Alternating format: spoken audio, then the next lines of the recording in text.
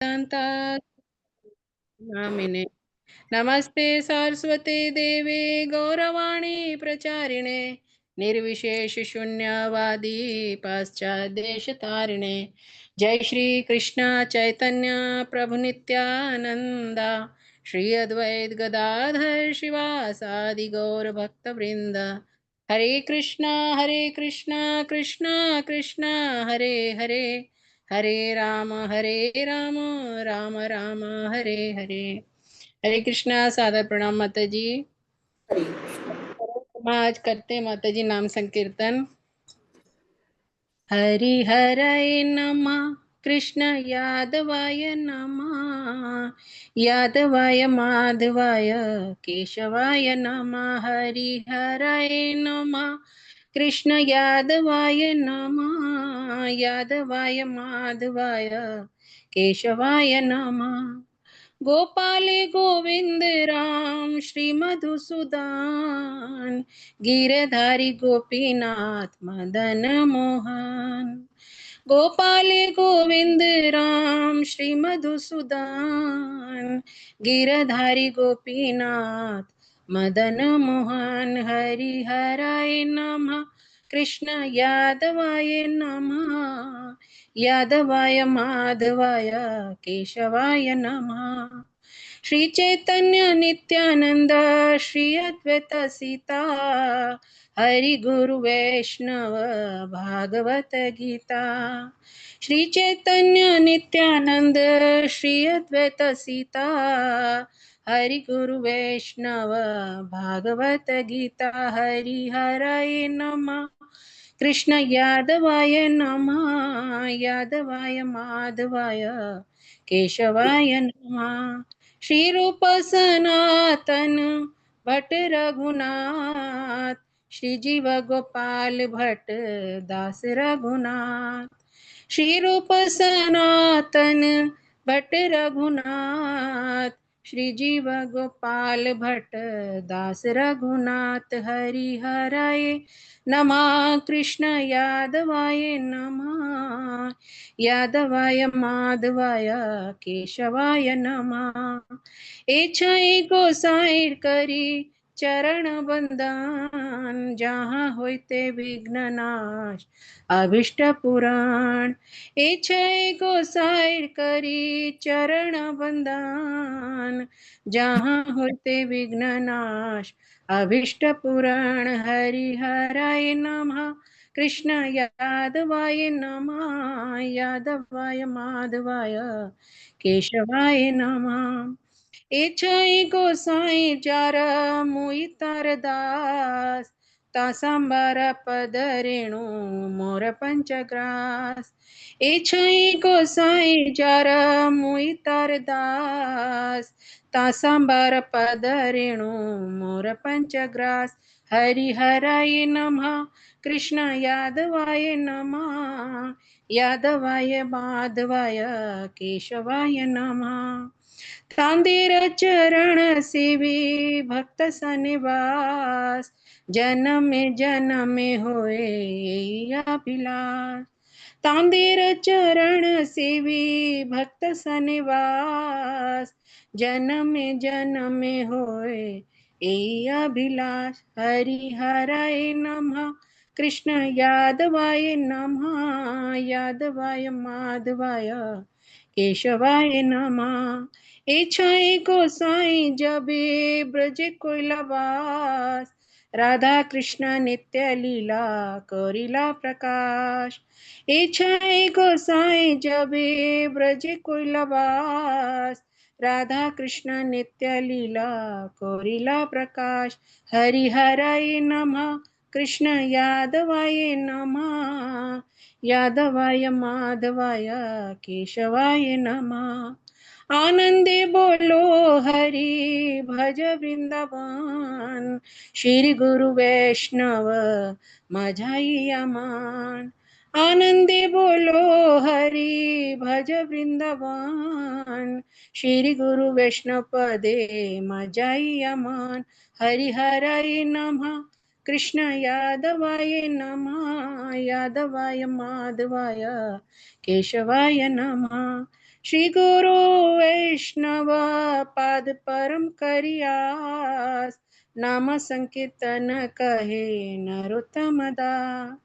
श्री गुरु वैष्णव पदम करियास, नाम संकीर्तन कहे नरोत्तम दास। हरि हरय नमः, कृष्ण यादवाय नमः, यादवाय माधवाय केशवाय नमः। हरि हरय नमः, कृष्ण यादवाय नमः, यादवाय माधवाय केशवाय नमः। हरे हरे कृष्णा कृष्ण कृष्ण हरे हरे, हरे राम राम राम हरे हरे। हरे कृष्णा कृष्ण कृष्ण हरे हरे, हरे राम राम राम हरे हरे।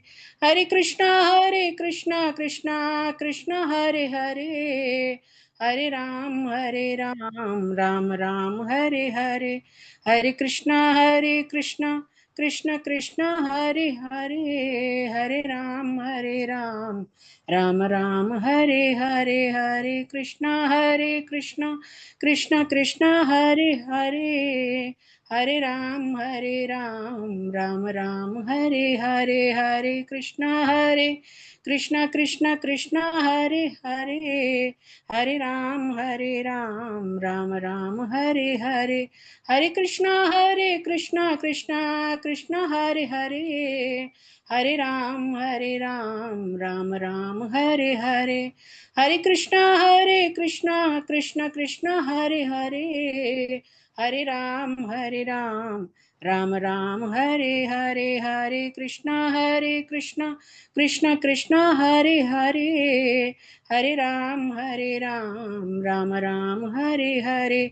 जय राधा पार्थ सारथी गौरानिताय, सीताराम लक्ष्मण हनुमान जी की जय। जय राधा पार्थ सारथी गौरानिताय, सीताराम लक्ष्मण हनुमान जी की जय। जय प्रभुपाद श्रील प्रभुपाद श्रील प्रभुपाद। जय श्रील प्रभुपाद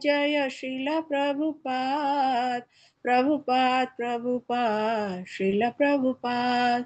जगत गुरु शिला प्रभुपाद की जय। नाम संकीर्तन की जय। अनंत कोटि वैष्णव भक्त वृंद की जय। नामाचार्य शिला हरिदास ठाकुर की जय। हरे कृष्णा माता जी, सादर प्रणाम। आज्ञा हो तो माता जी इसका हिंदी। हाँ बोलिए, अभी तो टाइम है। हाँ, हिंदी वर्जन पढ़ते माता जी, बहुत सुंदर है। हे भगवान हरि, हे प्रभु श्री कृष्ण, मैं आपको नमन करता हूँ। आप यादव, हरि माधव तथा केशव नामों से जाने जाते हैं। हे गोपाल, गोविंद, राम, श्री मधुसूदन, गिरधारी, गोपीनाथ, मदन मोहन, श्री चैतन्य और नित्यानंद की जय हो। श्री अद्वैत आचार्य तथा उनकी भार्या श्रीमती सीता ठकुरानी की जय हो। भगवान श्री हरि, गुरु वैष्णव जन, श्रीमद् भागवत तथा श्रीमद् भगवद गीता की जय हो। श्री रूप गोस्वामी, सनातन गोस्वामी, रघुनाथ भट्ट गोस्वामी, श्री जीव गोस्वामी, गोपाल भट्ट गोस्वामी और रघुनाथ दास गोस्वामी की जय हो। मैं इन 6 गोस्वामियों के चरणों का वंदन करता हूँ। उनका वंदन करने से भक्ति के विघ्नों का नाश होता है तथा अभिष्ट इच्छा की पूर्ति होती है। मैं इन 6 गोस्वामियों के सेवक का सेवक हूँ। उन सब के चरणों की धूल मेरा पंचग्रास है। मेरी यही अभिलाषा है कि मैं इन 6 गोस्वामियों के चरणों की सेवा करने वाले भक्तों के संग जन्म जन्मांतर तक वास करूं। इन 6 गोस्वामियों ने जब ब्रज में वास किया था तो इन्होंने राधा कृष्ण की नित्य लीला का प्रकाश किया था।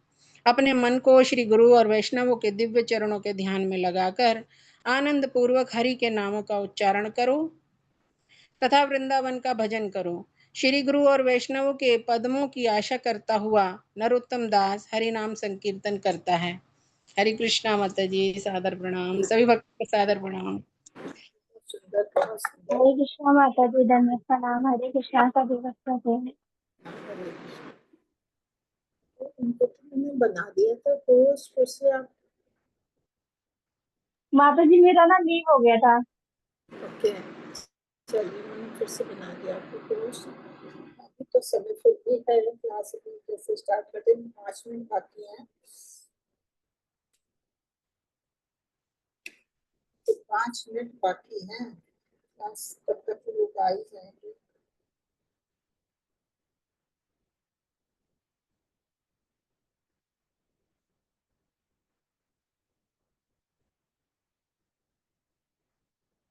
छोटा सा मैसेज देखो।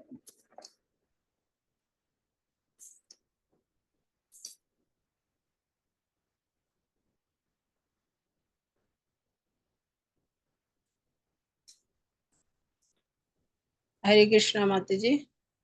हरे कृष्णा, मैंने कहा अभी तो समय है तो थोड़ा 5 मिनट है माता जी।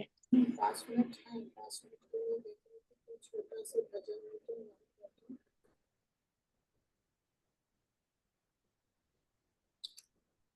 देखते हो। ओम जय राधा। भगवते वासुदेवाय। हरि बोल। जीव जागो, जीव जागो, गोरचंद बोले। जीव जागो, जीव जागो, गोराचंद बोले। को तो निद्र जायो माया, पिशाचीर को ले। को तो निद्र जायो माया, पिशाचीर को ले। जीव जागो, जीव जागो, गोरा चंद बोले।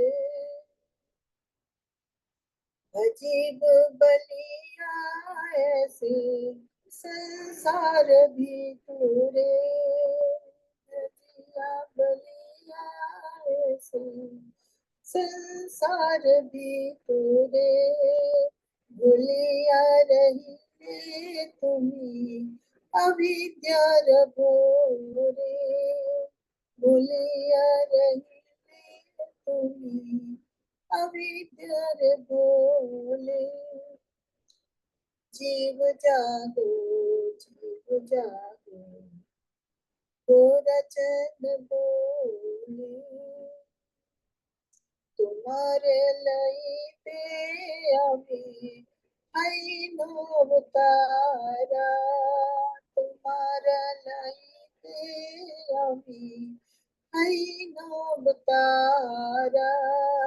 আমি বিনু বন্ধুয়ারে কি আছে তোমারা। আমি বিন বন্ধুয়ারে কি আছে তোমারা। জীব জাগো, জীব জাগো, গোরা চন্দ बोले। এনেছি অসাদি মায়া, নাশি পার লাগে। এনেছি অসাদি মায়া, নাশি পার লাগে। হরি নাম মহামন্ত্র লো তুমি মাগে। হরি নাম মহামন্ত্র लो তুমি मागे। जीव जागो, जीव जागो, गोरा चंद बोले। भगति विनोद प्रभु चरण पदेया। भगति विनोद प्रभु चरण पदेया। से हरि नाम मंत्र लैले मंगिया। से हरि नाम मंत्र लैले मंगिया। जीव जागो, जीव जागो, गोरा चंद बोले। तो तुम्हें प्रजायो माया, पिशाचीर को। जीव जागो, गोरा चंद बोले। हरे कृष्ण कृष्ण कृष्ण हरे हरे, हरे राम राम राम हरे हरे कृष्ण। हरे कृष्णा माता जी, हरि बोल। बहुत सुंदर माता जी, मुझे हरि बोल। आता नहीं है लेकिन समय था इसलिए हरी मैंने। बोल माता जी।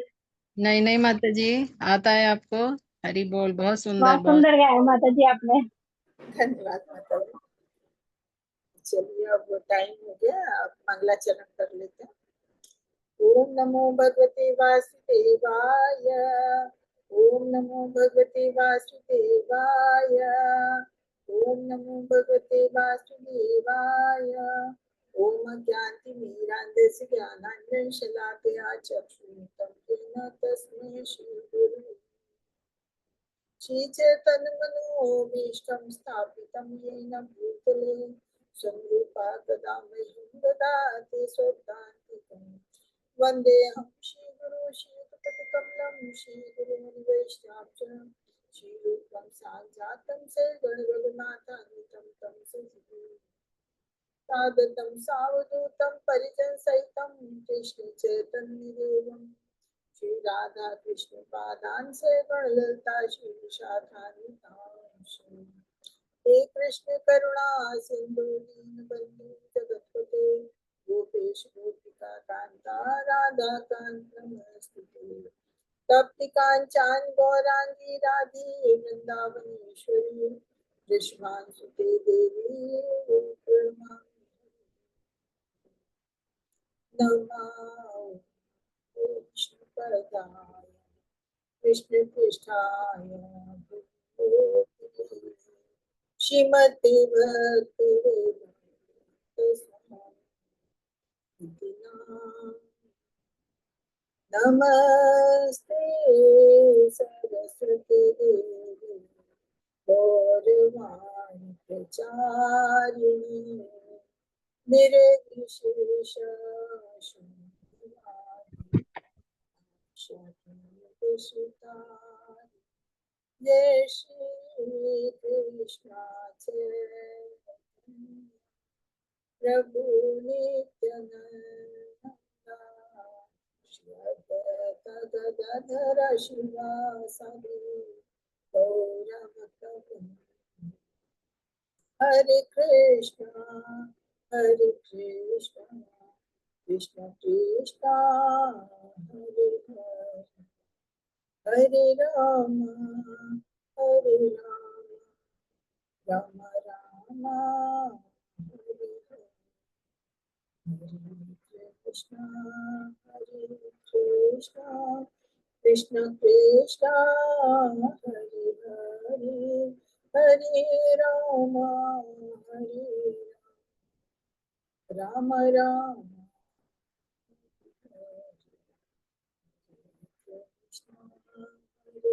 कृष्ण कृष्ण कृष्ण हरे हरे, हरे राम राम राम। हरे कृष्ण सभी को सादर प्रणाम। सभी का 3 बजे की क्लास में स्वागत है। हरे कृष्णा माता जी धन्यवाद। हरे कृष्णा माता जी, दंडवत प्रणाम। सभी को दंडवत प्रणाम। हरे कृष्ण। शेयर करते हैं।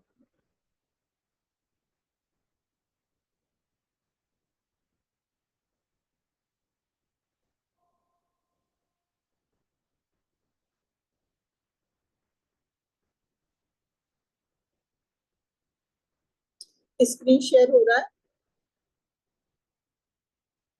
हरे कृष्णा। जी माता जी। मेरी आवाज क्लियर है?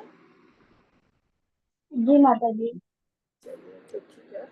अब आज हमारा ईशोपनिषद का 5वां श्लोक है। पहले श्लोक में हमने भगवान के ईशोवास्य नियम के बारे में जाना था। ईशोवास्य नियम क्या है कि जो कुछ भी है भौतिक जगत में, हमारी सृष्टि में, चाहे चर है चाहे अचर है, चल है अचल है, सभी कुछ भगवान के द्वारा दिया हुआ, भगवान के द्वारा नियंत्रित है। और भगवान ने जितने भी जीव बनाए हैं, भगवान ने प्रत्येक जीव के लिए उनकी आवश्यकता अनुसार सब कुछ दिया है। तो हमने यही जाना कि हमको वही चीज प्रयोग में लानी चाहिए जो हमारे निमित्त बनी है, क्योंकि भगवान ने सबके लिए बनाया है। तो हमको अपने हिस्से में जो भी है, हमारे लिए जो नियत किया है, हमको उसी का प्रयोग करना चाहिए, दूसरे का नहीं। दूसरे में हमने जाना था कि जो लोग ईशोवास्य के नियम को मानते हैं और उस पे दृढ़ता से पालन करते हैं, तो वो अच्छी आयु पा सकते हैं, वो अच्छी आयु जी सकते हैं, उसकी आकांक्षा कर सकते हैं और हर तरह से समाज में भी शांति बनी रह सकती है, अगर हर कोई ऐसा सोचे। तीसरे में हमने जाना जो लोग उसको नहीं मानते हैं, जो भगवान के ईशोवास्य नियम को नहीं मानते हैं, वो अपनी आत्मा का हनन करते हैं, अपनी आत्मा को कष्ट देते हैं, और आत्मा का हनन करने वाला आत्महा कहलाता है। तो उनके लिए जीवन जीना बहुत मुश्किल हो जाता है, और वास्तव में वो जीवन के लक्ष्य को नहीं प्राप्त करते, जीवन जीना उनका व्यर्थ होता है। कि जैसे जो मानव जीवन मिला है, मानव जीवन जिस मतलब से मिला है, उसका अर्थ नहीं रह जाता उनके लिए। तो चौथे से अब 4th श्लोक से 8th श्लोक तक हम भगवान की शक्तियों के बारे में जानेंगे। और 4th श्लोक में हमने जाना था कि भगवान अति वेगवान है। अति क्या मतलब? सबसे अधिक वेगवान है।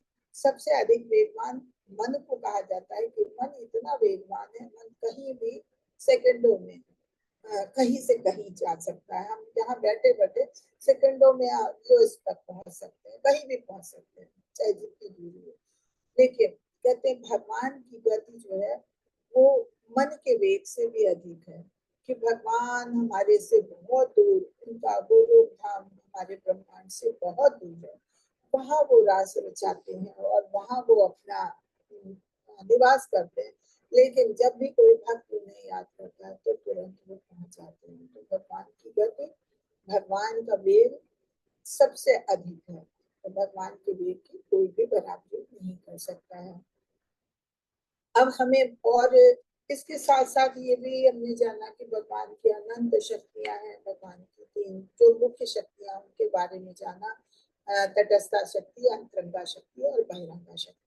और ये शक्तियां ऐसे कार्य करती हैं कि जो हम भौतिक जगत में हम हैं, तो अगर हमारे भी हाथ कार्य कर रहे हैं, पैर कार्य कर रहे हैं, हमारे शरीर चल रहा है, जो कुछ भी है चलाए हुआ है, तो वो हमारी कोई शक्ति नहीं है। जो कुछ भी हो रहा है वो भगवान की शक्तियों के द्वारा ही होता है। इस चीज को हर मनुष्य को जानना चाहिए। अब आगे हम 5वां श्लोक लेते हैं। 5वें श्लोक में भगवान की अन्य शक्तियों के बारे में भी बताया जाता है कि भगवान की विभिन्न शक्तियां। जय श्री राधा माधव की जय, श्री प्रपाद की जय।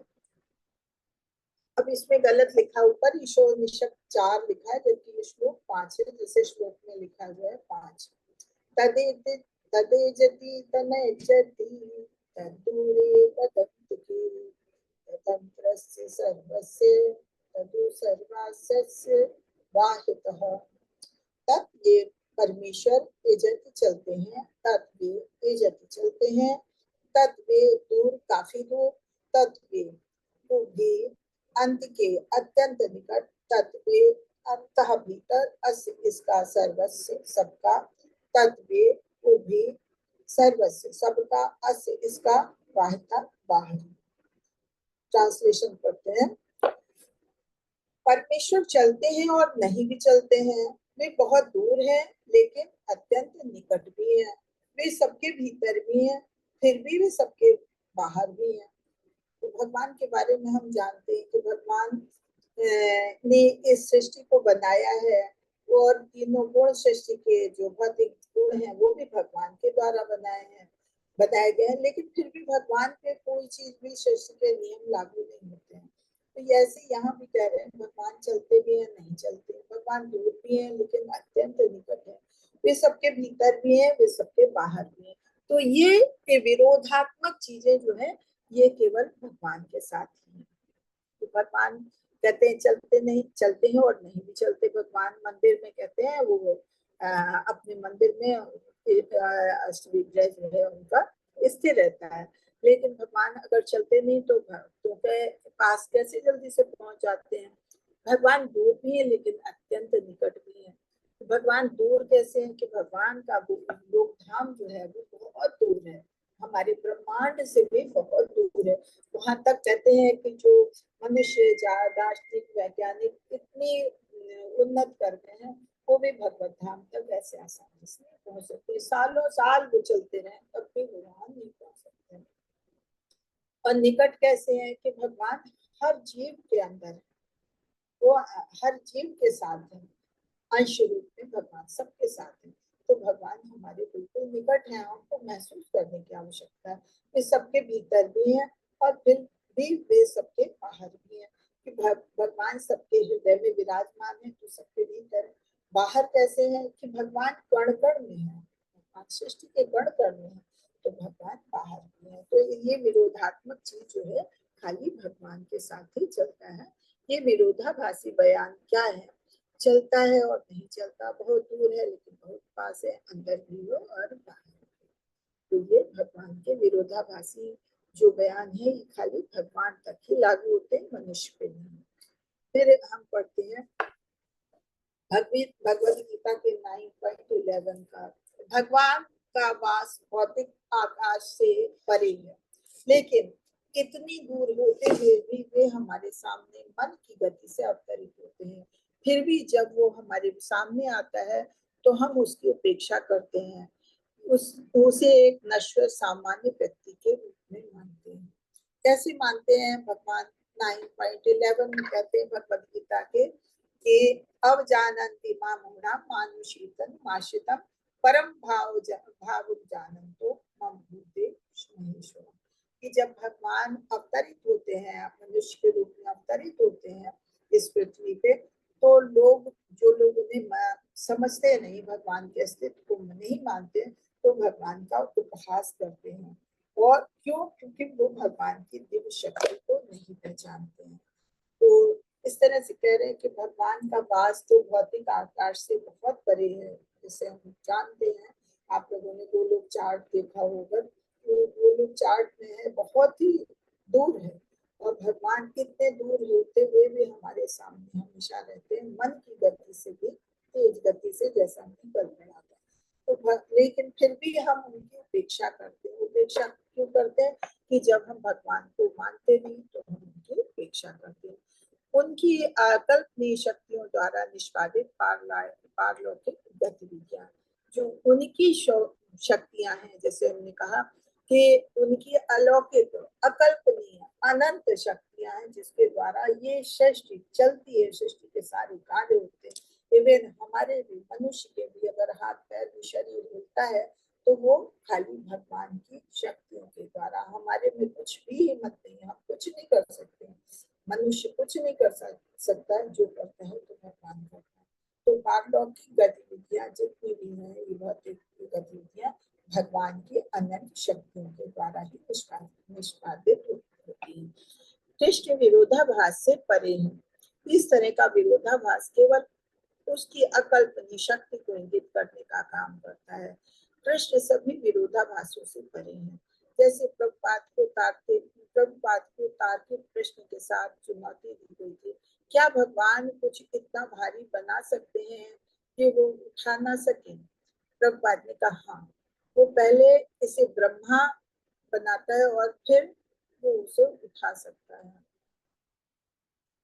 भगवान जैसे ही कहा विरोधाभासी जी कि क्या भगवान किसी चीज को भारी बना सकते हैं या हल्का बना सकते हैं, या कोई ऐसा कि वो इतना भारी बना दें कि कोई ना उठा सके? तो हाँ, ऐसा है।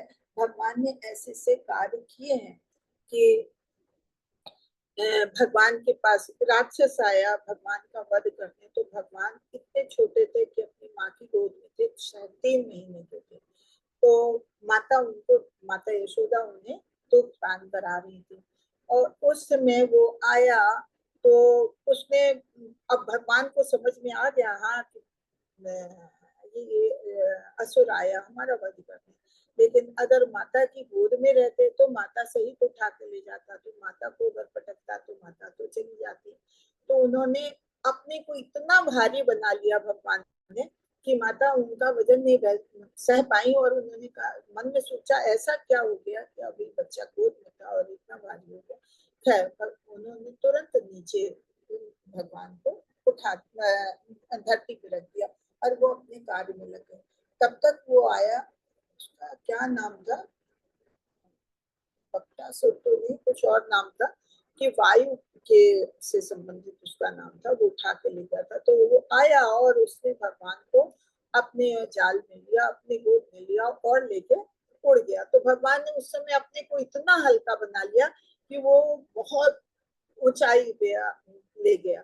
अब ऊंचाई पे ले गया कि ऊंचाई से ले जाके पटक देंगे, लेकिन जब वो ऊंचाई पे ले गया तब वहां जाके भगवान उसकी कंधे पे बैठ गए और उसकी गर्दन पकड़ ली, और इतने भारी हो गए कि अब वो सोच रहे हैं कि अगर हम छोड़ देते, हम गिर जाते हैं तो हम भी मर जाएंगे, और भार भी भगवान का वो बर्दाश्त नहीं कर पा रहा था।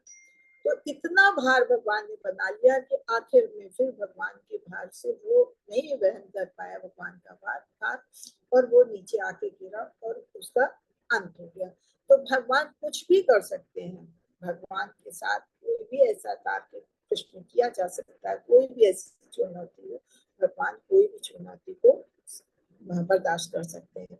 जैसे यहाँ प्रभुपाद जी कह रहे हैं, हाँ वो पहले इसे ब्रह्मा बनाता है,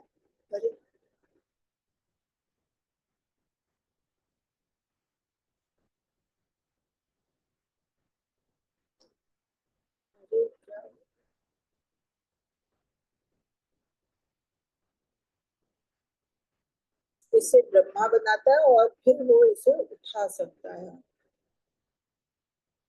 आगे बढ़ते हैं। अपने सीमित ज्ञान कोश के साथ हम इस तरह के अंतर विरोधी को समायोजित नहीं कर सकते, इसलिए हम अपनी सीमित समझ की शक्तियों के संदर्भ में भगवान की कल्पना करते हैं, यानी मायावाद स्थूल व्यक्ति को स्वीकार करता है और व्यक्तिगत विशेषताओं को अस्वीकार करता है। भागवत स्कूल पूर्ण गर्भाधान व्यक्तिगत और अव्यक्तिगत दोनों को प्रदान करता है। अब यहाँ पे यही बता रहे हैं कि हमारा ज्ञान सीमित है, हम बहुत हमारी जानकारी इतनी अधिक नहीं है कि हम भगवान के बारे में इतना जान सके। तो मायावादी लोग जो हैं, जब नहीं भगवान को जान पाते हैं तो फिर वो अपने मन से वो सोचते हैं कि खाली हम भगवान की कल्पना करते हैं, बाकी जो कुछ भी इस जगत में होता है खाली प्रकृति की शक्तियों के द्वारा होता है, भगवान कुछ नहीं, भगवान कुछ भी नहीं है, खाली एक शक्ति को ही हमने एक भगवान का रूप दिया है। क्यों? क्योंकि उनका ज्ञान जो है वो सीमित है, इसलिए वो ऐसी बात को सोचते हैं और भगवान की चीजों को स्वीकार नहीं करते हैं। भगवत गीता 4.11 में भगवान कहते हैं कि वो अपने भगवान कहते हैं कि वे अपने भक्त के साथ कैसा व्यवहार करते हैं, वो भक्ति के समर्पण की डिग्री पर निर्भर करता है। प्रभु अपने आप को किसी और के सामने प्रकट नहीं करने का अधिकार सुरक्षित रखते हैं, लेकिन केवल उन आत्माओं को खुद को दिखाने का अधिकार रखते हैं जो उनके सामने आत्मसमर्पण करता है। पहले तो भगवान भगवत गीता 4.11 में करते हैं, ये यथा माम प्रपद्यन्ते तथैव भजाम्यहम् मम वर्तन्ते मनुष्य पार्थ सर्वशः। भगवान कहते हैं कि जिस भाव से जो लोग मेरी शरण में आते हैं और उसी के अनुरूप मैं उनको फल देता हूँ। जो भी जैसे भाव से जिस तरह से भगवान को मानते हैं, तो लोग मानते हैं तो भगवान उनकी भक्ति को समझते हैं, भगवान अपने भक्तों के दास बन जाते हैं। जो लोग नहीं मानते हैं तो उनके आगे भगवान अपनी अंतरंगा शक्ति के द्वारा लुप्त हो जाते हैं, भगवान अपने को उनके सामने नहीं लाते हैं। तो कहते हैं कि जो लोग हमें जिस भाव से हमारी शरण में आता है उसको मैं वैसे ही फल उसी के अनुरूप फल प्रदान करता हूँ, और प्रत्येक व्यक्ति सभी प्रकार से मेरे पद का अनुगमन करता है। तो कोई किसी तरह से भगवान को मानता है, तो जो जिस तरह से मानता है भगवान उसी तरह से उसको फल देते हैं। और फिर कहते हैं कि प्रभु अपने आप को किसी और के सामने प्रकट नहीं करते का अधिकार सुरक्षित रहते हैं। अब भगवान, जैसे अभी हमने 9.4 में पढ़ा था कि भगवान जब अवतरित होते हैं तो लोग मूर्खता के कारण, अपने अज्ञान के कारण उनको पहचान नहीं पाते हैं। क्यों? क्योंकि उनकी का ज्ञान सीमित है और फिर वो उनका उपहास करते। तो भगवान ऐसे लोगों के सामने कभी भी अपने को नहीं प्रदर्शित करते हैं। वो अपनी अंतरंगा शक्ति के द्वारा अपने को आच्छादित कर लेते हैं और वो उनके सामने नहीं आते। भगवान सिर्फ अपने भक्तों के आगे आते हैं। भक्तों को अपना भक्तों का अधिकार होता है भगवान को जानने का। तो भक्तों के आगे भगवान अपना वो दिखाते हैं। इसीलिए कहा है कि जो लोग हमारे आगे आत्मसमर्पण करते हैं उन्हीं के आगे वो अपने को शो करते हैं। सगुण और निर्गुण विशेषताएं। इस संबंध में दो शब्द शास्त्र अक्सर प्रभु पर लागू होते हैं, सगुण गुण के साथ और निर्गुण गुण रहित। सगुण कौन है? जैसे हम सब बद्ध जीव हैं जो कि 3 गुणों से, भौतिक गुणों से बंधे हुए हैं। कौन कौन कौन सी गुण है भौतिक गुण हमारे साथ? हरे कृष्णा, कोई बोलेगा? हरे कृष्ण माता जी। सतोगुण, रजोगुण, तमोगुण। हाँ, तो ये हमारे साथ, हम बद्ध जीव हैं तो हम भौतिक जगत में हैं, तो हम इन तीनों गुणों से बंधे हुए हैं। लेकिन भगवान गुण रहित है। भगवान ने ये 2 गुण बनाए जरूर हैं, लेकिन भगवान जो है इन गुणों से बंधे नहीं, भगवान इनसे स्वतंत्र है। तो इसलिए उनको निर्गुण कहा जाता है, गुण रहित। सगुण का अर्थ ये नहीं है कि भगवान को भौतिक रूप धारण करना चाहिए और भौतिक प्रकृति के नियमों का के अधीन होना चाहिए। भगवान आते हैं, अवतरित होते हैं पृथ्वी पे, लेकिन इसका अर्थ ये नहीं है कि भगवान भौतिक जगत में आते हैं तो उन्हें ये सारे गुण यहाँ के धारण करने पड़ेंगे, भौतिक प्रकृति के नियमों के अधीन होना होगा। नहीं, भगवान की तो द्वारा बनाई हुई ये प्रकृति, तो भगवान के ऊपर थोड़ी ये नियम लगते हैं। जैसे कि जेल में है तो जेलर आता है, जेल में नियम है, तो नियम किसके लिए है? कैदियों के लिए। अब जेलर अगर आता है जेल में तो उसके ऊपर वो नियम नहीं लागू होते हैं। ऐसे भगवान का ये बनाया हुआ संसार है। भगवान जब यहाँ आते हैं, अवतरित होते हैं, तो भगवान पे यहाँ भौतिक प्रकृति के नियम नहीं लागू होते हैं, वो इन नियमों के अधीन नहीं होते हैं। जिस प्रकार से भगवान निर्गुण है, उसके लिए भौतिक और आध्यात्मिक ऊर्जाओं में कोई अंतर नहीं है, क्योंकि वो दोनों ऊर्जाओं का शोध है। अब भौतिक और आध्यात्मिक ऊर्जा कल हमने पढ़ी थी। भौतिक ऊर्जा और आध्यात्मिक ऊर्जा क्या क्या है? कौन कौन सी है? हरे कृष्णा। भौतिक ऊर्जा और आध्यात्मिक ऊर्जा क्या है? कोई बताएगा? हरे कृष्णा। कल हमने भगवान की शक्तियों के बारे में जाना था। भौतिक शक्ति क्या है? बहिरंगा शक्ति। और आध्यात्मिक शक्ति क्या है? अंतरंगा शक्ति। तो ये भगवान की दोनों शक्तियां हैं, दोनों ऊर्जा है। लेकिन इनमें भगवान के लिए कोई शक्ति में कोई अंतर नहीं है। भगवान के लिए क्यों नहीं अंतर है? क्योंकि दोनों ऊर्जाओं का स्रोत तो भगवान स्वयं है, दोनों भगवान ही बनाई है, ये बहिरंगा शक्ति भी और अंतरंगा शक्ति भी।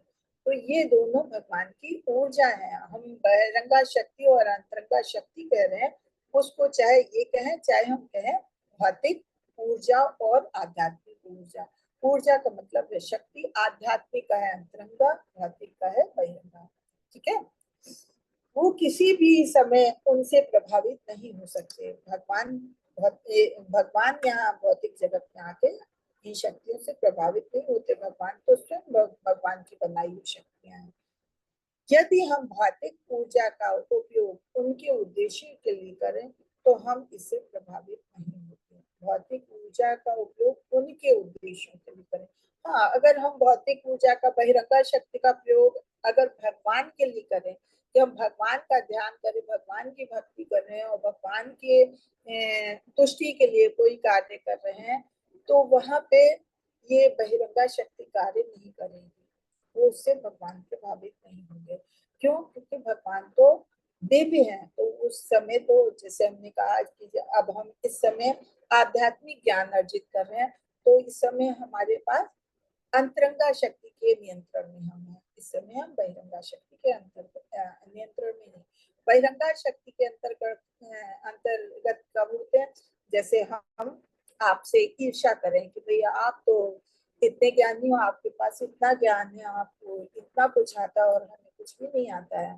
भगवान ने आपको इतने बड़े बड़े गुण दिए और हमें क्यों नहीं दिए हैं? तो ये हम आपसे ईर्ष्या कर रहे हैं, तो ये बहिरंगा शक्ति हो गई। यहाँ पे भौतिक ऊर्जा कार्य करेगी। लेकिन अगर हम भगवान को तुष्ट करने के लिए कोई अच्छे कार्य कर रहे हैं, आध्यात्मिक कार्य कर रहे हैं, तो वहाँ भौतिक ऊर्जा यानी बहिरंगा शक्ति कार्य नहीं करती, वो इससे प्रभावित नहीं होंगे। साक्षी के रूप में सर्वोच्च भगवान, साक्षी के रूप में भगवान कैसे हैं? हर जीव के अंदर कहते हैं आत्मा के साथ परमात्मा का एक अंश होता है। वो हमारे कार्यकलापों को भगवान ने हमें बनाया है, लेकिन थोड़ा सा हमें स्वतंत्रता दी है कि भौतिक जगत भी तो भगवान ने हमारे लिए ही तो बनाया है। तो भगवान ये जानना चाहते हैं कि आप क्या करना चाहते हो, भौतिक जगत में, हमारे भौतिक जगत का उपभोग करना चाहते हो या आप अपने भगवत धाम को वापस जाना चाहते हो। तो जो भी आप करते हो, भगवान ने आपको पूर्ण स्वतंत्रता दी है, लेकिन भगवान उसके साक्षी रूप में आपके साथ आपके हृदय में परमात्मा रूप में, परमात्मा के अंश रूप में हमेशा विराजमान रहते हैं। तो वो देखते हैं आप क्या कर रहे हो। अगर आप भौतिक जगत में सुख का अनुभव कर रहे हो कि हमको यही अच्छा लगता है, तो भगवान कहते हैं ठीक है, तो फिर आपको वैसे ही शक्तियां देते हैं और वैसे आपकी सारी इच्छाओं की पूर्ति करते हैं। लेकिन वहीं अगर आप इस भौतिक जगत को पसंद नहीं करते और सोचते कि नहीं, हमें भगवत धाम जाना है, हमें अपने धाम को वापस जाना है, हमें आध्यात्मिक होना चाहिए, तो फिर भगवान आपकी उसमें मदद करते हैं। तो भगवान साक्षी रूप में हमेशा हमारे साथ रहते हैं। हम अच्छा कर रहे हैं, बुरा कर रहे हैं, और हमको उसी के हिसाब से हमें दंड मिलता है, उसी हिसाब से हमको अगला जन्म मिलता है। जो भगवान हमारे साथ हमेशा साक्षी रूप में, हम सोचते हैं हम अकेले बैठे हैं, हम कुछ भी करें, हमें कौन देख रहा है, लेकिन नहीं, भगवान हमेशा हमें देखते रहते हैं कि हम क्या कर रहे हैं। वो हमारे एक एक क्षण के कार्य को नोट करते रहते हैं। वो अपने विराट रूप में बाहर है और अंतर्यामी रूप में अंदर है, हमारे कार्यों को देख रहे हैं, हमारे कार्यों के परिणाम को कर्म फल के रूप में देख रहे हैं। हम भूल सकते हैं कि हम पिछले जन्मों में क्या थे। चलिए, विराट रूप में, विराट रूप जैसे हमने जाना, विराट रूप क्या है? विराट रूप हमने अभी आप लोगों ने तो भगवद गीता के 11वें चैप्टर में पढ़ा है विराट रूप, कि आपने देखा उसमें सारा कुछ, सारे देवी देवता, पेड़ पौधे, नदी नाले, सब कुछ भगवान के ही अंदर है। तो ऐसे जब हम भागवतम पढ़ते हैं, तो भागवतम के 3rd कैंटो में इसका बहुत विस्तार से वर्णन किया है कि भगवान का विराट रूप जो है, हालांकि ये काल्पनिक है, भगवान का विराट रूप काल्पनिक होता है, कि भगवान के उसमें बताया कि भगवान का पूरे शरीर के एक एक अंग के बारे में बताया है कि ये जो भौतिक जगत है, सृष्टि है, सृष्टि का कण कण भगवान के भौतिक शरीर से ही बना है। कि जैसे उनकी अगर नसें हैं तो वो ये हमारे सृष्टिगत जगत की नदियां हैं, भगवान के हाथ हैं तो वो क्या है, पैर हैं तो क्या है, उनकी आंखें हैं तो सूर्य चंद्रमा है। इस तरह से भगवान के एक एक छोटे छोटे अंग, नाखून, हड्डियां, मांस, हर चीज के बारे में उसमें डिटेल में बताया कि मतलब ये जो हमारी सृष्टि जगत है वो भगवान का विराट रूप है। तो इस तरह से भगवान विराट रूप के रूप में बाहर है और अंतर्यामी और साक्षी रूप में हमारे हृदय के अंदर विराजते हैं। तो भगवान हमारे कार्यों को सब कुछ देख रहे हैं और कार्यों के परिणामों को, उनके फल को, क्या उन्हें देना है, हमको दंड क्या फल देना, अच्छा कर रहे हैं, बुरा कर रहे हैं, वो भगवान सब देख रहे हैं। हम भूल जाते हैं कि हमने पिछले जन्म में क्या किया था, लेकिन भगवान हर जन्म का, भगवान के पास हमारा लेखा जोखा रहता है, भगवान को सब याद रहता है। फिर भगवान श्रीमद् भागवतम के 11वें कैंटो के 27वें चैप्टर के 12वें श्लोक में कहते हैं, शैली दारु मया लोही लेप्या लेख्या सैपस्ती मनोमयी मणिमयी प्रतिमाशुता विधा स्मृता। कहा जाता है कि भगवान का देवता रूप 8 प्रकार से प्रकट होता है: पत्थर, लकड़ी, धातु, पृथ्वी, प्रेम, मानिया रहे। ये 8 चीजें हैं, 8 चीजों से भगवान के रूप बनाए जाते हैं, प्रकट होते हैं भगवान। इन 8 में किसी के रूप में भी प्रकट होते हैं। तो ऐसा नहीं समझना चाहिए, हम ये नहीं समझें कि हाँ भगवान ये धातु के बने या लकड़ी के बने, ये लकड़ी है ये पत्थर है, नहीं, उसमें भगवान का अंतर, भगवान मतलब साक्षात भगवान होते हैं, भगवान का रूप उसमें विराजता है। हमको देख के लगता है कि ये तो लकड़ी के बने हैं, ये पत्थर के बने हुए नहीं, लेकिन वास्तव में वो भगवान होते हैं, जो भगवान के अर्च विग्रह होते हैं वो भगवान होते हैं। और कितने लोगों ने इस चीज का अनुभव किया है कि भगवान के कभी, जो भगवान के अनन्य भक्त होते हैं, भगवान को अनुभव इस चीज का कराते हैं कि वो अपने अष्ट विग्रह के रूप में भगवान साक्षात होते हैं। हरे कृष्णा। तो आज ये पीपीटी यही समाप्त होती है, चैप्टर पढ़ेंगे। यहाँ तक अगर किसी को कुछ पूछना हो तो हरे कृष्णा आप लोग पूछ सकते हैं। किसी का कोई प्रश्न है क्या? हरे कृष्णा माता जी। हाँ जी बोलिए। अभी बताइए ना, 8 रूपों में प्रकट होते हैं भगवान। मन वो कैसे होते हैं उसमें? मन मन मन नहीं बताया, 8 चीजें देखिए बताई हैं। पत्थर है, लकड़ी है, धातु है, सीमेंट है, कलर है और बालू, रेत, क्या क्या चीजें बताई थी देखिए, 8 चीजें देखिए। रत्न, मन। मन नहीं है उसमें, मन से भगवान को 8 चीजें बताई। अच्छा हाँ, मन या रत्न, तो मन में भी मन हमने देखा नहीं था। हाँ, मन से भी आप एक भगवान का रूप तो महसूस कर सकते हैं, जो भगवान के अंदर। माता जी भगवान, हरे कृष्णा। हरे ग- हाँ, देवकी माता जी के मन में ही तो प्रकट हो गए ना पहले भगवान, फिर बाद में इसमें ऐसा देख सकते हैं। हाँ बिल्कुल देख सकते हैं। भगवान अपने भक्तों के बहुत ऐसी जगह देखा गया है कि भगवान अपने भक्तों के मन में प्रकट होते हैं। हरे कृष्ण। और माता जी निर्गुण, सगुण तो पता चला, निर्गुण निर्गुण मतलब जैसे भगवान है, ये गुण जो है वो भौतिक जगत के गुण हैं। तो भगवान जब अवतरित होते हैं भौतिक जगत में, तो वो इन गुणों से प्रभावित नहीं होते हैं। सतो रजो और तमो जो गुण है, ये भौतिक जगत के हम लोगों के लिए हैं, हम लोग इससे प्रभावित होते हैं, लेकिन भगवान पे इसका प्रभाव नहीं होता है। इसीलिए कहते हैं जो भक्ति में आगे बढ़ते हैं, तो तमो से रजोगुणी में, रजोगुणी से सतोगुणी में जो भगवान की भक्ति करता है तो सतोगुण में जाता है। लेकिन जो शुद्ध भक्त होते हैं, शुद्ध भक्त इन तीनों गुणों से ऊपर हो जाते हैं, उनपे इन तीनों गुणों का प्रभाव नहीं होता है। और जब वो तीनों गुणों के ऊपर चले जाते हैं, ये कपिल देव अपनी माता को बताते हैं, जब माता को बताते हैं, सांख्य योग का दर्शन कराते हैं, तो माता उनसे कहती हैं कि आप जन सामान्य के हित के लिए आप इतना बताइए कि भक्ति के बारे में बताइए, कि जो आपका रूप है उसके बारे में बताइए, ताकि लोग आपकी तरफ आकर्षित हों। जन नृत्य के बारे में बताइए, ताकि लोग इससे, जो कलयुग में है, लोग भयभीत हों और अपने गलत काम करने से दूर हटें, तो आपके बारे में जाने। तब भगवान बताते हैं कि भक्ति जो है, भक्ति अलग अलग तरह की होती है, तो वो गुणों से प्रभावित होती है। कुछ सत्य तमोगुणी होती हैं, जैसे लोग आपने देखा होगा कि मंदिर में हाथ जोड़ देते हैं, लेकिन भगवान को मानते नहीं। वो घर में भी उन्होंने मंदिर बनाया, रोज उनका जैसे नियम बना लिया कि जैसे नहाना हमारा रोज का काम है, तो वो काम समझ के करते हैं, वो भगवान की भक्ति समझ के भगवान की पूजा नहीं करते हैं। और वो उसमें उनका कोई लगाव नहीं होता, वो तमोगुणी होते हैं। और ईर्ष्या द्वेष सब होता है।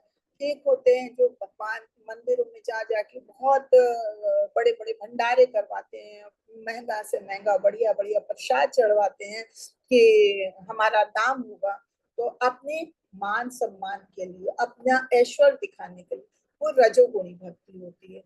एक होती है कि वो उन्हें इन चीजों से कोई मतलब नहीं होता, खाली भगवान की सेवा करते रहते हैं, भगवान की सेवा करते हैं, भगवान का उच्चिष्ट खाते हैं और जब भगवान का दर्शन करते हैं तो वो जो होते हैं वो, और लेकिन है तो भौतिक जगत में परिवार के साथ है तो वो सत्व गुणी होते हैं। लेकिन एक भक्त होते हैं जो इन सब चीजों से ऊपर उठ के चले जाते हैं कि उनके ऊपर फिर इस शरीर पे उनको ये नहीं एहसास रह जाता कि हमारा शरीर क्या कर रहा है, हमने सर्दी गर्मी मान अपमान, उनके ऊपर कोई थूक भी देगा तो भी उन्हें कोई फर्क नहीं पड़ेगा, उन्हें कोई गाली देता रहेगा उन्हें कोई फर्क नहीं पड़ेगा, वो खाली भगवान की भक्ति में लगे रहते हैं। तो वो होते हैं तीन गुणों से ऊपर उठ जाते हैं, तो तीन गुणों से ऊपर उठ जाते हैं तो वो निर्गुण होते हैं, तो फिर भगवान के समकक्ष हो जाते हैं। भगवान ऐसे ही है, भगवान पे भौतिक गुणों का असर नहीं होता है, इसलिए उन्हें निर्गुण कहा जाता है। ठीक है, हाँ समझ में आया आप लोगों के क्या? हाँ हाँ माता जी, हाँ जी। चलिए तो फिर अब चैप्टर पढ़ते हैं, कौन पढ़ेगा? हरे कृष्णा मंजू माता जी, आप हरे कृष्ण माता जी, दंडवत प्रणाम। शीला प्रभुपाद की जय। परमेश्वर चलते हैं और नहीं भी चलते, वे दूर भी हैं लेकिन अत्यंत निकट भी, वे सबके भीतर भी हैं फिर भी वे सबके बाहर भी हैं। तात्पर्य। शीला प्रभुपाद की जय। यहाँ पर भगवान के कुछ दिव्य कार्यकलापों का वर्णन किया गया है जो उनकी अचिंत्य अचिंत्य शक्तियों द्वारा संपन्न होते हैं। जहाँ यहाँ पर दिए गए विरोधाभासी कथन भगवान, एक मिनट, भगवान विरोधाभासी कथन भगवान की अचिंत्य शक्तियां सिद्ध करते हैं। वे चलते हैं और नहीं भी चलते। साधारणतया यदि कोई चल सकता है तो यह कहना कि वह नहीं चल सकता तर्क विरुद्ध होगा, किंतु भगवान के संदर्भ में ऐसा विरोधी कथन मात्र उनकी अचिंत्य शक्तियों को इंगित करने का कार्य करता है। अपने सीमित ज्ञान से हम ऐसे विरोधी कथनों को समझ नहीं सकते, अतः हम तो केवल अपने ज्ञान की सीमित शक्ति के आधार पर भगवान की धारणा बनाते हैं।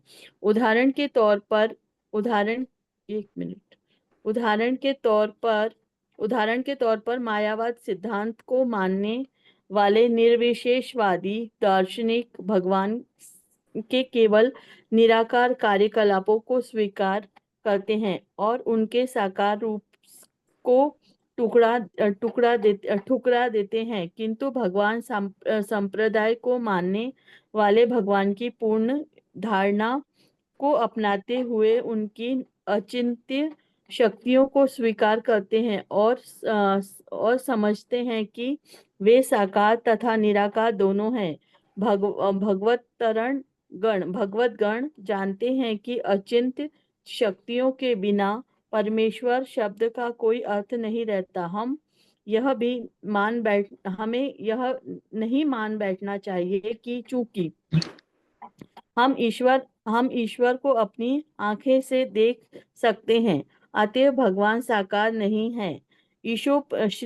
ईशोपनिषद यह घोषणा करके इस तर्क का खंडन करता है कि भगवान दूर हैं लेकिन अत्यंत निकट भी। भगवान का धाम भौतिक आकाश से परे है और हमारे पास इस भौतिक आकाश को भी मापने का साधन उपलब्ध नहीं है। यदि भौतिक आकाश इतना दूर तक विस्तृत है तो आध्यात्मिक आकाश के विषय में क्या कहा जा सकता है, जो इससे सर्वथा परे है। आध्यात्मिक आकाश पर व्योम भौतिक ब्रह्मांड के अति दूर स्थित होने की पुष्टि भगवत गीता 15.6 में की गई है। लेकिन इतनी दूरी पर रहते हुए भी भगवान पर एक पल से भी कम समय में मन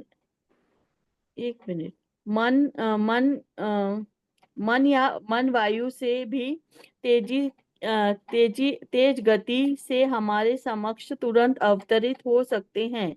वे इतनी तेजी से दौड़ भी सकते हैं कि कोई उनसे आगे नहीं निकल सकता। इसका वर्णन पिछले श्लोक में किया जा चुका है। फिर भी जब भगवान हमारे समक्ष आते हैं तो हम उनकी अनदेखी करते हैं।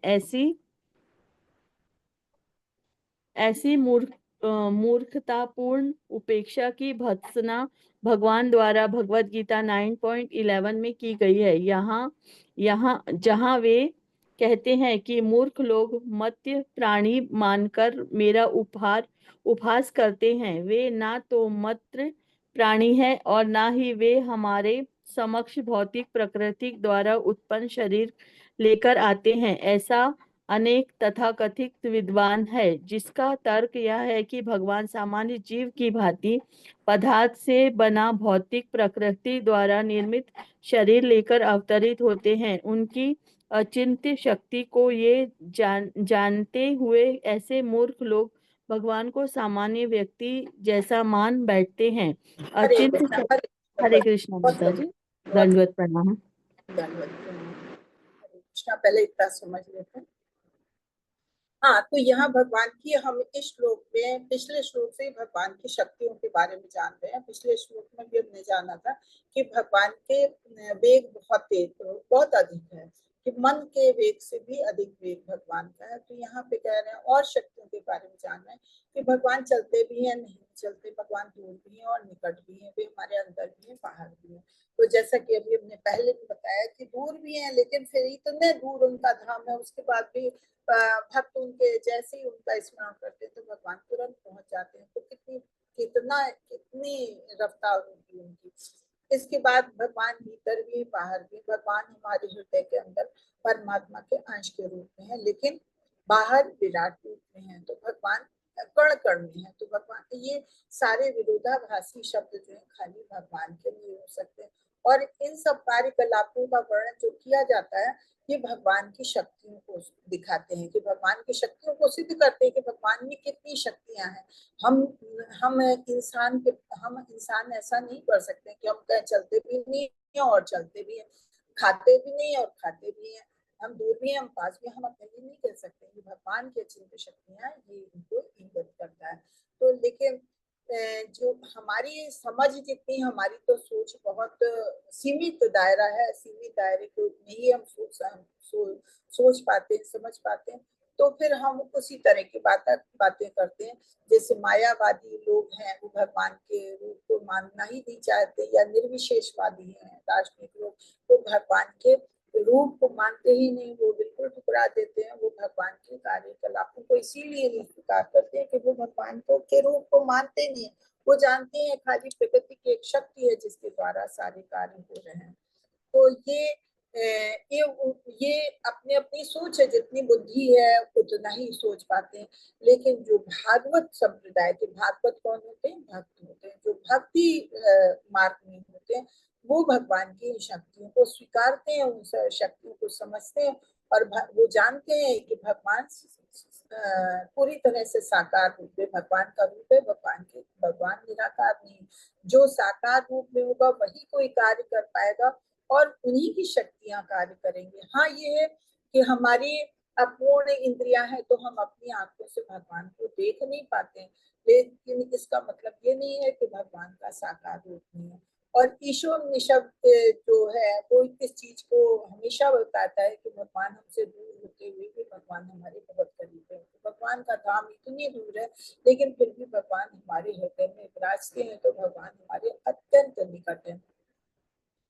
इसके अलावा कहते हैं कि भगवान ये जब हम हमारा ये आकाश है, आकाश इतनी ऊंचाई पे है कि हमारे पास कोई ऐसा यंत्र नहीं है कि हम आकाश को नाप पाए कि हमसे कितनी दूर है। और भगवान का धाम तो आकाश से भी बहुत ही ज्यादा सर्वथा परे है, तो बहुत दूर है। हमारे ब्रह्मांड की 7 परतें हैं, 7 आवरण है। एक आवरण है, उसका 10 गुना दूसरा आवरण है, फिर 10 गुना तीसरा आवरण, इस तरह से 7 आवरण है। उसको पार करते हैं, उसके बाद फिर नदी को पार करते हैं, काफी मार्ग है। उसके बाद भगवान का बैकुंठ धाम आता है। बैकुंठ धाम को भी जब पार किया जाता है तो मतलब यहाँ से जो जितना हमारा ब्रह्मांड है उससे 4 गुना 3 गुना 4 गुना दूर भगवान का धाम हमारे से।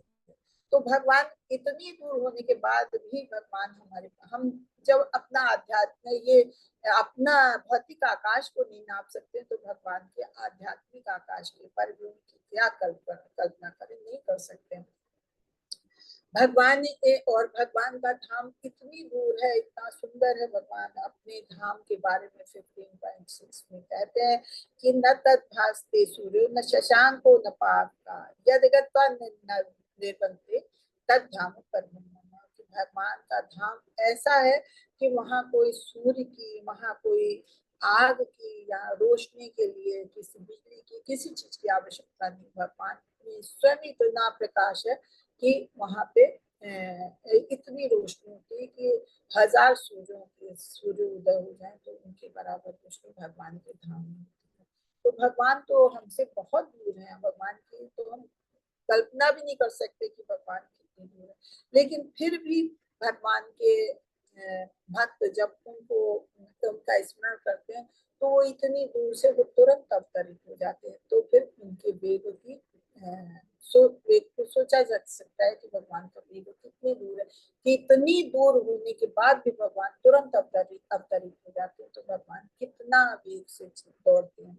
उसके बाद 9.11 में जैसे हमने पहले पढ़ा था कि भगवान कहते हैं कि जब भगवान इस भौतिक जगत में अवतरित होते हैं तो मानव रूप में अवतरित होते हैं, लेकिन भौतिक पदार्थों के से नहीं। जैसे कि हम सब भौतिक पदार्थ के, हमारा भौतिक शरीर, तो भौतिक शरीर लेके नहीं वो अवतरित होते हैं। भगवान हमेशा दिव्य है तो उनका शरीर भी दिव्य होता है।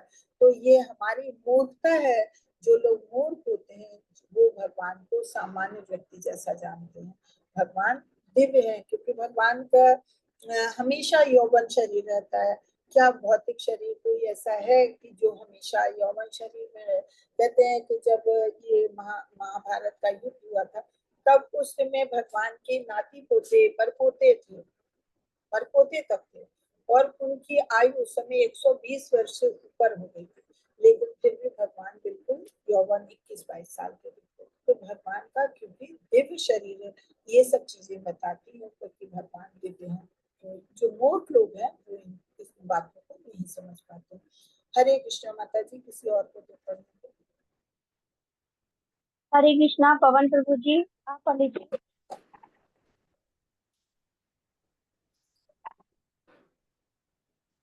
हरे कृष्णा। पढ़िए। जी प्रभु जी। समय वेस्ट ना करिए, पढ़िए।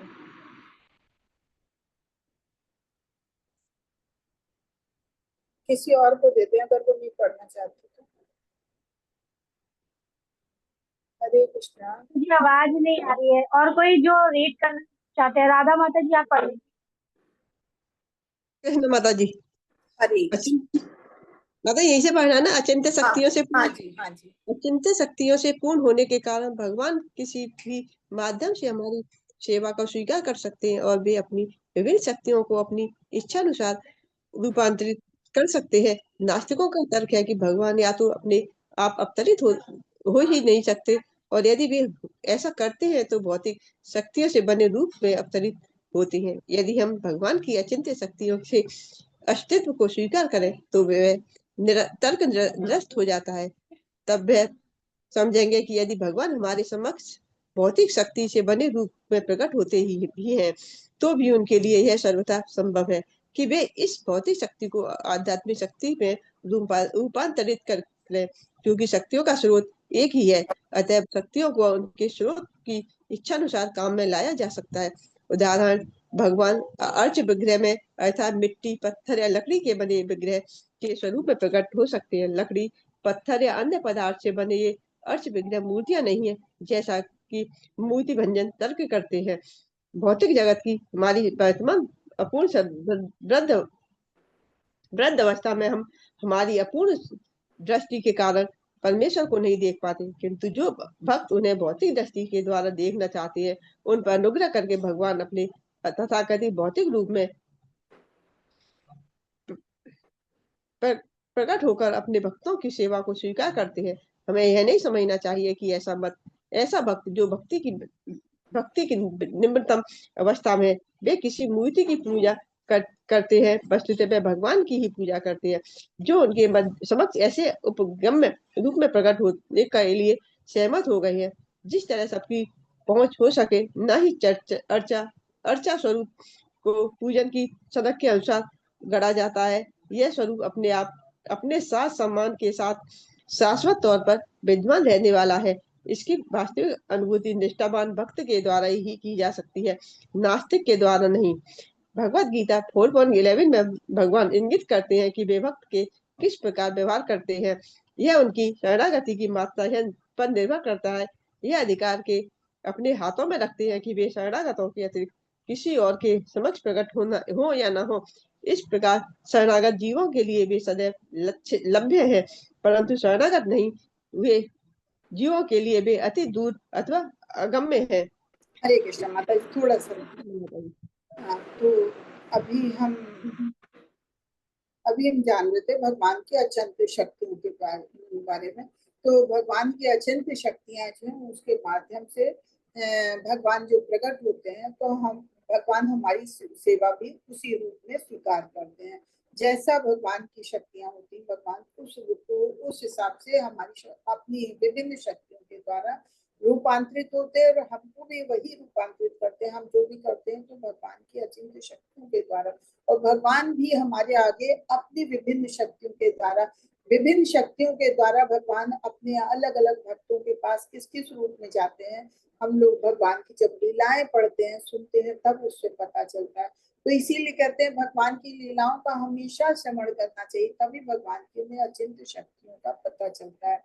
नास्तिकों का तर्क है कि भगवान या तो अपने आप अवतरित हो नहीं सकते, और अगर वो होते तो भौतिक शरीर के रूप में, जबकि ये बिल्कुल गलत है। क्यों? क्योंकि भगवान की न लीलाओं का स्मरण करते हैं, न लीलाओं का कीर्तन करते हैं, भगवान के बारे में जानते ही नहीं है, तो वो अपनी मूल बुद्धि से, अल्प बुद्धि से, जब हमारे पास अज्ञान, हमारे पास कोई बुद्धि नहीं है, तो फिर हम क्या समझ सकते हैं। तो नास्तिक लोग जो है वो अपनी अल्प बुद्धि के कारण ऐसा समझते हैं कि नहीं, भगवान कुछ होते ही नहीं, भगवान अवतरित हो ही नहीं सकते, और अगर इस भौतिक संसार में अवतरित होते हैं तो भौतिक शक्ति के बने हुए, मतलब भौतिक पदार्थ के जैसे हम लोग वैसे बने होते हैं, जबकि ऐसा नहीं है। तो भगवान की वो इस तरह से भगवान की अचिंत्य शक्तियों को स्वीकार नहीं करते, और हम सब जो भगवान के भक्त हैं वो भगवान की शक्तियों को जान सकते हैं। क्यों? क्योंकि भगवान के बारे में पढ़ते, भगवान की लीलाओं को पढ़ते हैं, तब हम भगवान के बारे में जानते हैं। तो ये सब तभी संभव है कि जब भौतिक शक्ति को अध्यात्म, हम कहते हैं कि अगर ऐसा है तो भगवान कुछ भी कर सकते हैं, तो भौतिक शक्ति को भी आध्यात्मिक शक्ति में रूपांतरित कर सकते हैं। बिल्कुल कर सकते हैं।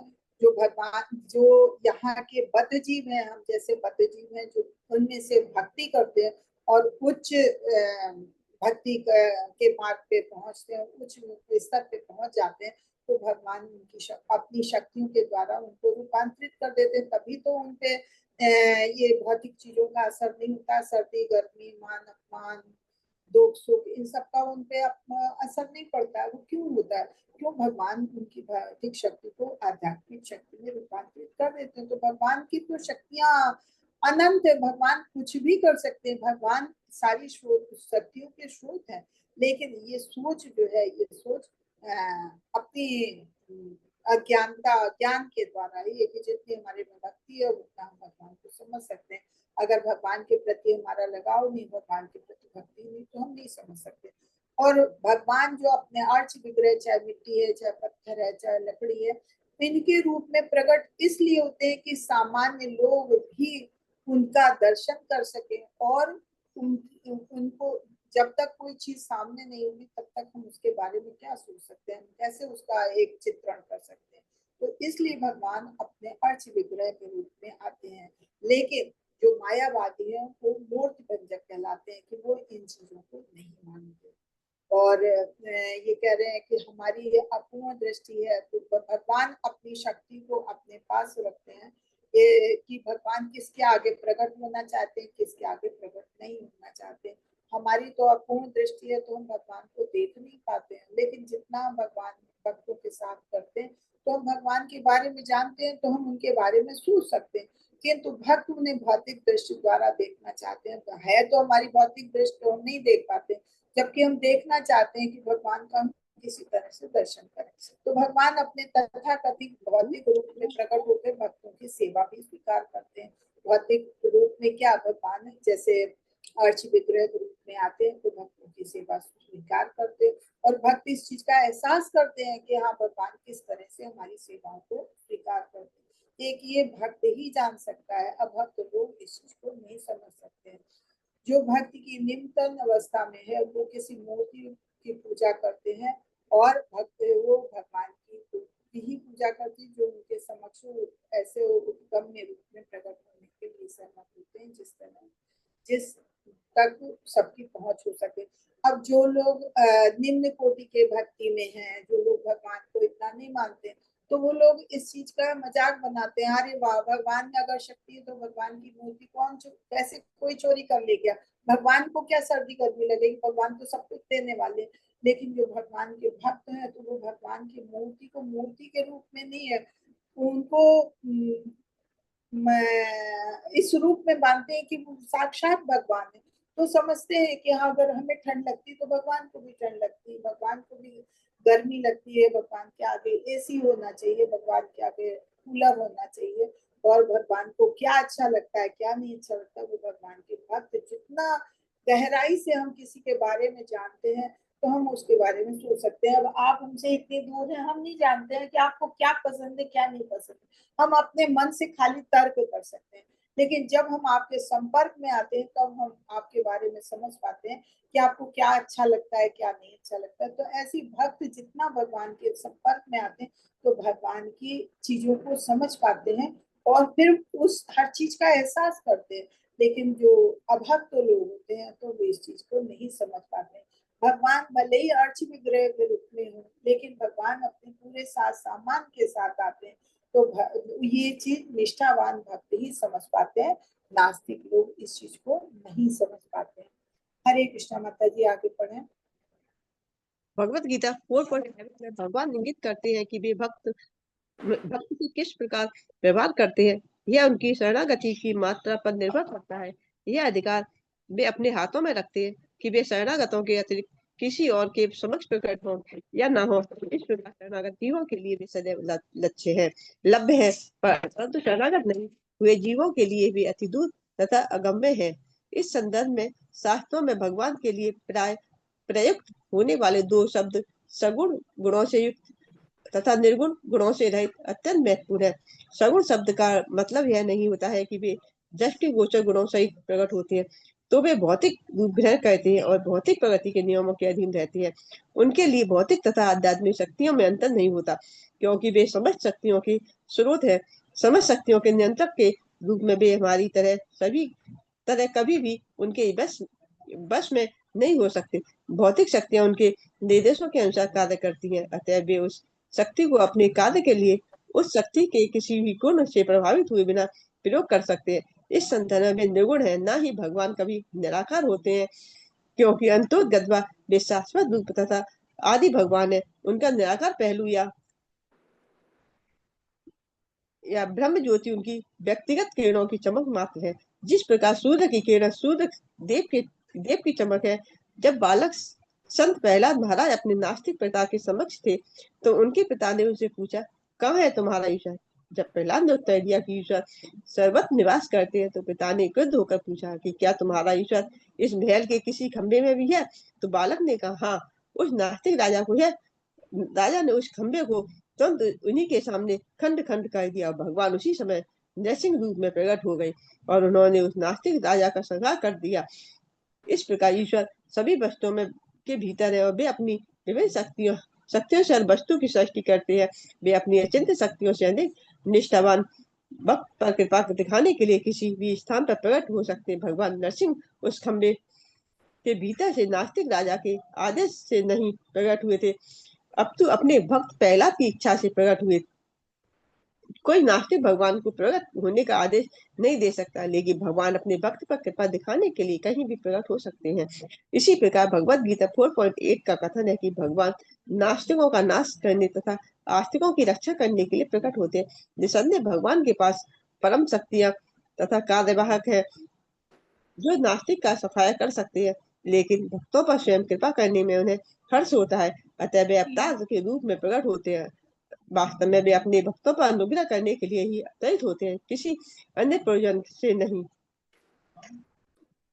माता जी ऊपर। एक सेकंड थोड़ा सा रह गया, तो ये बहुत लंबा हो गया, पहले इसे देख लेते हैं। हाँ, तो ये भगवत गीता में भगवान, जैसे हमने पहले भी बताया, भगवत गीता 4.11 में भगवान ये इंगित करते हैं कि भगवान किसके साथ कैसा व्यवहार करते हैं। भगवान सबके प्रति दयालु होते हैं, लेकिन भगवान जो जिस तरह से भगवान के आगे शरणागत होता है, उसी मात्रा में भगवान उस पे दया करते हैं।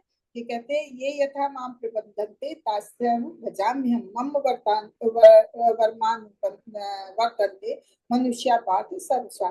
जिस भाव से भगवान की शरण में जो जाता है, तो भगवान उसको उसी के अनुसार फल प्रदान करते हैं। तो और जो लोग भगवान की भक्ति नहीं करते, जो भगवान के आगे नहीं आना चाहते, भगवान को मानते नहीं, तो भगवान उसके समक्ष आते भी नहीं। भगवान अपनी शक्तियों को अपने साथ एक कंट्रोल में रखते हैं, नियंत्रण में, कि भगवान किसके आगे प्रकट होंगे, किसके आगे नहीं प्रकट होंगे। इस संदर्भ में ये कहा गया कि भगवान एक सगुण एक निर्गुण। तो निर्गुण का मतलब है कि गुणों से रहित, और सगुण का मतलब है गुणों से युक्त, जैसे हमने पहले बताया था। तो भगवान निर्गुण है। भगवान निर्गुण इसलिए है कि भगवान के बनाए हुए भौतिक गुण, रजोगुण, तमोगुण और सत्वगुण है। भगवान इन गुणों से प्रभावित नहीं होते। भगवान भले ही भौतिक जगत में आते हैं, लेकिन भगवान भौतिक नियमों के या गुणों के अधीन नहीं होते हैं। भगवान अपनी भौतिक तथा आध्यात्मिक शक्तियों में, भगवान के लिए किसी शक्ति के में कोई अंतर नहीं होता। क्यों? क्योंकि भगवान तो सारी शक्तियों के स्रोत है। भगवान के द्वारा तो सारी शक्तियां, और ये सारी शक्तियां भगवान की ही दी हुई हैं। तो भगवान के लिए इन शक्तियों में क्या अंतर है? भगवान जहाँ पे जिसके लिए चाहते हैं वैसी शक्ति का उपयोग करते हैं। तो और अगर कहते हैं कि भगवान निराकार होते हैं, तो ये भी बिल्कुल गलत है। भगवान साकार रूप में होते हैं। भगवान का निराकार पहलू क्या है? जो निर्विशेषवादी होते हैं वो कहते हैं भगवान का निराकार रूप है। भगवान निराकार है। निराकार रूप क्या है? भगवान की ब्रह्म ज्योति, भगवान का जो शरीर से निकला हुआ स्वयं का प्रकाश है। जिस तरह से सूर्य का प्रकाश निकलता है, सूर्य की किरणें होती है, तो सूर्य तो अलग है, सूर्य की किरणें अलग है, ऐसे भगवान अलग है। भगवान का साक्षात रूप है। और भगवान से शरीर से जो प्रकाश निकलता है, वो ब्रह्म ज्योति होती है। और उसको निर्विशेषवादी खाली ब्रह्म ज्योति को ही मानते हैं, भगवान को नहीं जानते हैं, और वो ब्रह्म ज्योति में ही लीन होना ही अपने को सब कुछ समझते हैं। कि मरने के बाद भगवान कहते हैं मनुष्य ब्रह्म ज्योति में लीन हो जाता, फिर वो आत्मा को अलग से नहीं मानते हैं। इसीलिए लेकिन भगवान कण कण में है। जैसे हम लोग जानते हैं कि भगवान कण कण में है, भगवान के द्वारा बनाई शक्ति है, और ये सृष्टि है। और भगवान विराट रूप में कण कण में है, हर चीज भगवान की उसमें है। तो जैसे प्रहलाद महाराज से जब उनके नास्तिक पिता ने ऐसे पूछा कि तुम्हारा भगवान कहाँ कहाँ है, तो प्रहलाद महाराज ने क्या कहा? भगवान तो सर्वत्र निवास करते हैं। उन्होंने कहा क्या इस महल के खंबे में भी ये कहा है? और भगवान तुरंत प्रकट हो गए। तो भगवान नास्तिक राजा के कहने से नहीं, जो भगवान को नहीं मानता है उसका कहने का असर भगवान पे कुछ नहीं पड़ता है। तो भगवान नास्तिक राजा के कहने, हिरण्यकश्यप के कहने से प्रकट नहीं हुए थे। भगवान सिर्फ अपने भक्ति की मान रखने के लिए प्रकट हुए थे। भगवान ये अपने प्रहलाद महाराज की बात को रखने के लिए प्रकट हुए थे, और उन्होंने इस तरह से नास्तिक राजा का संहार किया। तो भगवान कण कण में है, लेकिन भगवान किसके आगे प्रकट होते हैं? अपने भक्तों के आगे प्रकट होते हैं। जैसे ये पढ़ते हैं कि भगवान भक्त पे कृपा दिखाने के लिए कभी कहीं भी प्रकट हो सकते हैं, और दुष्टों का संहार करने के लिए, जैसे कि हम 4.8 में पढ़ते हैं, परित्राणाय साधूनां विनाशाय च दुष्कृतां धर्म संस्थापनार्थाय संभवामि। तो भगवान अपने भक्तों की रक्षा करने के लिए और दुष्टों का संहार करने के लिए, और जहाँ धर्म का असर कम होने लगता है तो धर्म को पुनः स्थापित करने के लिए अलग अलग युगों में प्रकट होते हैं। तो भगवान अपने अलग अलग रूप में अवतार लेते हैं, और उसमें ये ऐसा नहीं है भक्तों के अनुग्रह पे भगवान का अवतरित होते हैं, उसमें भगवान का अपना स्वयं का प्रयोजन कोई नहीं होता, तो भगवान अपने भक्तों के लिए प्रकट होते हैं। हरे कृष्णा। थोड़ा सा और रह गया, पढ़ दीजिए माता जी। हरे कृष्णा। ठीक है माता जी। ब्रह्म संहिता 5.35 में कहा गया है कि यदि भगवान गोविंद अपने पूर्ण अंश द्वारा प्रत्येक वस्तु में प्रवेश करते हैं, वे ब्रह्मांड तथा ब्रह्मांड के सारे परमाणुओं तक में प्रवेश करते हैं। वे विराट रूप में प्रत्येक वस्तु से बाहर आ रहते हैं, किंतु अपने अंतर्यामी रूप में वे प्रत्येक वस्तु के भीतर रहते हैं। अंतर्यामी रूप में वे घटित होने वाली प्रत्येक घटना के साक्षी है और हमें अपने कर्मों का फल प्रदान करते हैं। भले ही हम भूल जाएं कि हमने पूर्व जन्म में क्या किया है, लेकिन चूंकि भगवान हमारे कारणों के साक्षी है, अतः हमारे कर्मों के फल सदैव मिलते हैं और हमें उन फलों को भोगना होता है। तथ्य तो यह है कि भीतर तथा बाहर ईश्वर के अतिरिक्त कुछ भी नहीं है। प्रत्येक वस्तु उनकी विभिन्न शक्तियों का प्राकट्य है। जिस तरह अग्नि के ताप तथा प्रकाश अद्भुत होते हैं, इस तरह उनकी विभिन्न शक्तियों में एक रूपता है। इस एक रूपता के होने पर भी भगवान अपने व्यक्तित्व रूप में उन सब वस्तुओं को पूर्ण रूप में भोगते हैं और उनके अंश रूप को जीवों द्वारा सूक्ष्म मात्रा में योग्य के भोग्य है। हाँ, तो यहाँ पे कह रहे हैं ब्रह्म संहिता के 5.35 भगवान ही कहते हैं, ब्रह्मा जी कहते हैं कि भगवान गोविंद रूप में अपने पूर्ण अंश के रूप में प्रत्येक वस्तु में प्रवेश करते हैं। तो भगवान, ये पूरा ब्रह्मांड जो है भगवान के द्वारा बनाया हुआ, भगवान कण कण में परमाणु तक में प्रवेश करते हैं। तो इस तरह से जब भगवान विराट रूप में, जैसे हमने बताया, विराट रूप भगवान का ऐसा है कि उसमें इस ब्रह्मांड की हर चीज है, तो वे ब्रह्मांड के रूप में भगवान बाहर है, लेकिन अंतर्यामी के रूप में भगवान हर एक जीव के हृदय में निवास करते हैं, और वो हमारे जो कुछ भी घटना हमारे साथ घटती है, हम जो कुछ भी करते हैं उसके साक्षी बने होते हैं। तो हम भूल जाते हैं कि हमने क्या कर्म किया, क्या नहीं किया, हमने पिछले जन्मों में क्या किया, लेकिन भगवान को सब याद रहता। भगवान हमारे एक एक कर्म के साक्षी होते हैं, और भगवान उसी के अनुसार हमें फल प्रदान करते हैं, और उसी को भोगने के हिसाब से भगवान हमको योनि प्रदान करते हैं कि हमको क्या करना है क्या नहीं।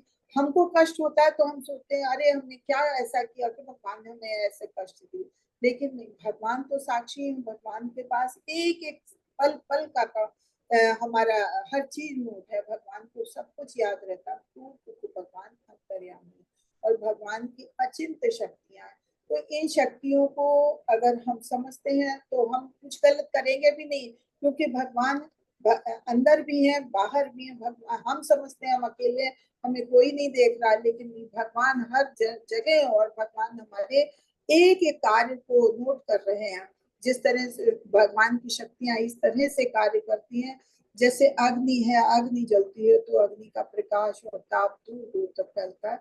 तो ऐसी भगवान की अचिंत्य शक्तियां हैं। भगवान की मतलब एक दो शक्ति नहीं, भगवान की तो अचिंत्य शक्तियां हैं, और उनकी विभिन्न शक्तियों में एक रूपता है। तो भगवान कहीं भी किसी रूप में भी हमारी एक एक चीज को नोट करते हैं और हमें देखते हैं हम क्या कर रहे हैं। तो इस चीज का एहसास हमें होना चाहिए कि हम जो कुछ भी कर रहे हैं, अगर हम कुछ भी भोगते हैं तो हम अपने कर्मों का फल भोगते हैं। भगवान हमारी हर चीज को नोट करते हैं, उसी हिसाब से हमको कष्ट देते हैं या अच्छा करते हैं हमारे साथ। तो हमको कोई चीज को भी है तो भगवान की शक्तियों को कभी नहीं भूलना चाहिए। हरे कृष्णा। तो आज यहाँ पे ये चैप्टर समाप्त होता है। अब बताइए, अगर किसी का कोई प्रश्न हो तो प्लीज आप लोग हमसे पूछें, ताकि हम कल पूछें अगर कोई प्रश्न तो आप लोग जवाब दे सकें। हरे कृष्णा। किसी का कोई प्रश्न? हरे कृष्णा माता जी, कोई हैंड रेज नहीं है। वाक्शाकल तरुपेश